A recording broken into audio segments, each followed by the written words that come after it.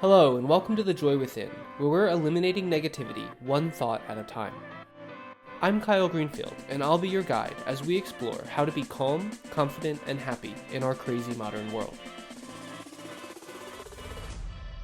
Join us each week as we dive into some of the biggest ideas in spirituality and personal development.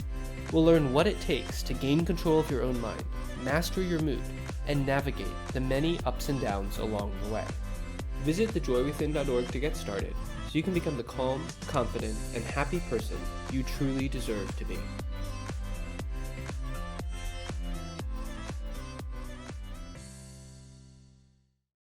Hello, and welcome back to the Joy Within's podcast. This week, we're talking about the 5 ways negative thoughts are secretly controlling your life and how you can stop them. And if you missed the last episode, you might want to go back and check that out first, since I go into more of an overview of this idea. But today, I want to focus on the first type of negativity that you need to look out for, which is stress. And I actually include worry, anxiety, and overwhelm into this category as well, because these are all just different versions of the same energy that causes stress. Like all types of negativity, these different stress thoughts can come in 1,000 different forms. And that variability is what makes them so challenging to uproot. They can be really intense to the point of causing burnout or basically paralyzing you like a deer in the headlights. Or they can be really, really subtle. So subtle, in fact, that you might not even recognize them. You might not even notice that you have them. Or if you do notice, you might not even think that it was stress or think that it was anxiety or worry. So the first step towards stopping these thoughts is simply to become more aware of them. You have to identify when they're happening to you, how often they're happening to you, and the different levels of how bad they can be. The best way to do this is to get into the habit of becoming more present, to learn how to tune in to the natural joy, the natural sense of calm and of ease that is already within you. There are a ton of ways that you can do this, and that's exactly what we teach throughout Happiness University and really everything that I share at The Joy Within. Because once you find that inner energy, that inner stillness, and that sense of well-being, then dealing with these negative thoughts, these thoughts of stress, anxiety, and overwhelm, becomes much, much, much easier. It's kind of like that great quote by Einstein about how you can never solve a problem at the same level as the problem itself. You always have to move to a new level, to come at it from a different angle, in order to find a solution that actually works. So you can't beat stress by thinking about how stressed out you are. You can't beat feeling overwhelmed by thinking about the million things that you have to do. And you will never stop worrying if you worry about the things that you worry about. It just doesn't work. Instead, find the time to step back, find your center, and find a moment of calm. And then you can take the next step. Then you can manage your thoughts. The reason this works is because these stress thoughts always, or at least like 99.9% of the time, come from one thing and one thing only. Stress and worry are always the result of believing that at some future point in time, all will not be well with you. Let me repeat that. Stress and worry come from thinking that at some point in the future, you will not be okay. Now, stress is actually just your belief in a potential future state, a hypothetical state, and the belief that if that state happens, if that negative event happens, you won't be okay. And this is the kicker. Your stress comes from bringing that potential future state into the present moment. So you experience that hypothetical future now, even if in reality it's something that is never going to occur. That is the root of all stress and of all worry. It's important to realize that it doesn't really matter whether that future state is 10 years from now, or if it's in the next 5 minutes. In either way, the case is the same. You're bringing it forward into this moment. So you might be feeling stressed out about something that's really far off, like when you're retiring and whether or not you'll have enough money for it. Or you might get really stressed out if your boss looks angry and then all of a sudden tells you have to come into this meeting in 5 minutes. But it's important to realize that the stress is never about what's happening now. In both examples, the actual trigger is in the future. You make it now, you bring it forward to the present moment by feeling stressed about it, by feeling worried about it, or by feeling overwhelmed about it. And that's why a centering process works so well. Because as you center into the present, you become calmer and you can think more objectively, which then empowers you to solve the problem. If it turns out there is actually a problem, which most of the time there's not, it's just your mind making things up.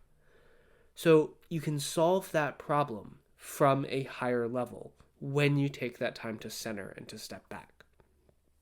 When you do this, when you actually center, you will realize one of two things. You will realize either that you were stressed about something that's not actually that big a deal, or you will gain the frame of reference that you need in order to take the right steps that you can actually take, to do the things you can do now, and to move forward from where you are. Do you see how this works? Notice how I didn't say that you should ignore the problem. You can't just meditate and pretend that everything's perfect. You might have very real reasons to be worried, but your stress in this moment will not help you to find a solution. That's the key distinction. This is as true whether you're facing a major catastrophe or a tiny little annoyance. So, to give you an example of how this plays out, I was working with a client recently who is going through a rough patch at work. She was being trained in a new role, and every Friday she would sit down and have a meeting with her boss. Every week, her boss would point out the mistakes that she was making. So she started to slide into a negative spiral, very gradually at first, but it snowballed over time. So she started to focus a little bit more and more on her mistakes rather than on the things that she was doing well. And most of her work was actually done at a really high standard. It was just a few new things moving into this role. And so as that happened, as she focused on the mistakes, she started to worry about what her boss would say to her every Friday. And the more that she worried, the more she became choked up and the more mistakes she would make. All week, she would feel tense. She would be dreading that Friday meeting. Now, some of her worries were actually justified. She did know that she still had things to learn. She knew that she was making mistakes. But most of her worries were not. They were mistakes that were coming because she was putting this stress and worry onto herself. But the important thing to realize is that regardless of how that Friday meeting might actually go, even if it were horrible, the real problem was how she brought that negative anticipation forward into her week. She lived the worst case scenario of that meeting all day, every day. Now, if you've ever experienced anything like this, you know that stress can be paralyzing. So we had to break that spiral. And when we did, we could reclaim the present moment, one step at a time, one moment at a time. Only then could her work improve. She started to regain her confidence and rekindle the usually positive relationship that she had with her boss and with her coworkers. But she had to stop living in fear first. She had to stop living in fear of a potential future state, in fear of that weekly Friday meeting, before she could enter into that higher state and actually solve the problem. So I hope that this example helps to put that into perspective and help you realize what I mean when I'm talking about bringing something forward from a hypothetical future into the present moment. If you feel like you're stuck in a pattern of stress or of worry or of feeling overwhelmed, then I want you to know that we are here for you. The Joy Within can help. So just head over to thejoywithin.org and sign up for Happiness University, and we'll walk you step by step through a simple process to reclaim your center and eliminate that stress and that negativity from your life. And in closing, I want to leave you with one last thing, which is that you have to catch it early. Often, these negative thoughts don't seem that bad at first. Often we barely notice them. But the problem is, if you don't stop them when they are small, if you don't stop them when they are just annoying and not a big deal, then they will spiral and they will get out of control. Stress begets more stress. Worry begets more worry. The best way to deal with it is to get out in front of it, to head it off before you enter that negative spiral. So start to pay attention to those little thoughts when they crop up. Start to notice the impact that they have. Then take action to course correct when you need to. So that's it for today, and don't forget, you are only ever one thought away from becoming the calm, confident, and happy person that you truly deserve to be. Thank you. Thanks for listening to today's episode. When you're ready to put these ideas to work in your own life, head over to thejoywithin.org and sign up for Happiness University. When you do, you'll have access to all of the tools and strategies you need to eliminate negative thoughts by tuning in to The Joy Within. You can follow a simple, step-by-step system to become the calm, confident, and happy person you deserve to be. Visit thejoywithin.org to get started today. And if you enjoyed today's podcast, don't forget to like, subscribe, and share it with someone you love, because I think we can all use a little more joy in our crazy modern world.